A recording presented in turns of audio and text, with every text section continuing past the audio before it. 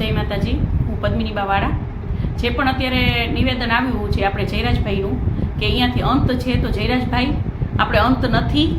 આપ ક્ષત્રિય સમાજના દીકરા છો, અમે ક્ષત્રિય સમાજના બહેનો છીએ, તો આપને થોડોક તો વિચાર કરવો જોઈએ ભાઈ કે આપણે એકલા આપ ડિસિઝન નથી લઈ શકતા.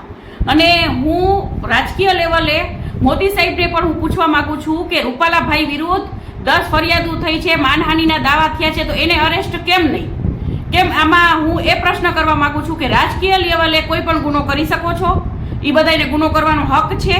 તો આટલો બધો મોટો ગુનો જે રૂપાલાભાઈ જે બોલ્યા છે, જે અમારા માન ઉપર ગયા છે, અને આજ રાજપૂત ક્ષત્રિયના બહેનો નહીં, કોઈ પણ બહેનો, કોઈ પણ સમાજના બહેનો વિશે આ નથી બોલી શકાતું રૂપાલાભાઈને. તો રૂપાલાભાઈએ શું એવું સારું કામ કર્યું છે?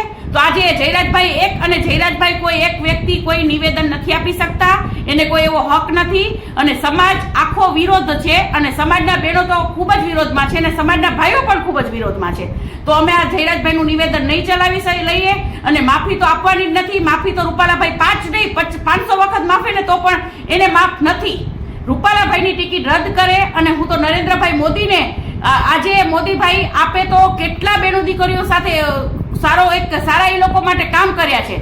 તો આપ તો સમજો કે અમે બહેનો દીકરીઓ આપની પાસે ભીખ નથી માંગતા, અમે આપની પાસે ન્યાય માંગીએ છીએ, અને અમને ન્યાય મળવો જોઈએ. રાજપૂત ક્ષત્રિય સમાજને ન્યાય મળવો જોઈએ કે કોઈને પણ હક નથી. રૂપાલાભાઈ નહીં, અમારા ક્ષત્રિય સમાજના દીકરાને પણ કોઈ હક નથી કે કોઈ પણ બહેનો દીકરીઓ વિશે બોલે, કોઈ પણ સમાજના બહેનો દીકરીઓ વિશે બોલે.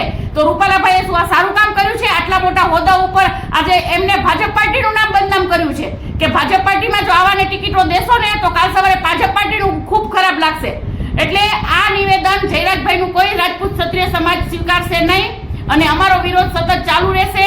બરાબર છે? અને રૂપાલાભાઈની ટિકિટ રદ જ થવી જોઈએ. અને બીજું કે આજે અમારા બહેનો ત્યાં ગયા હતા અને તેમને અરેસ્ટ કર્યા છે. તો જયરાજભાઈ નહીં, બીજા બધા ભાઈઓ રાજકીય લેવલે આપના રોટલા શેકો, પણ આપણા બહેનો દીકરીઓને એક સમાજ માટે થઈને ત્યાં બોલવા માટે આવ્યા હતા, પોતાની આબરૂ માટે લડાઈ દે છે, તો એને સપોર્ટ કરો. તમારા રાજકીય રોટલા નો શેકો મહેરબાની કરી. અને આજે આપ લોકોના માટે થઈ અને આ બહેનોને અરેસ્ટ કર્યા છે, તો ક્ષત્રિય સમાજના જેટલા પણ ભાઈઓ ત્યાં હોય એ લોકોને શરમ અનુભવવી જોઈએ.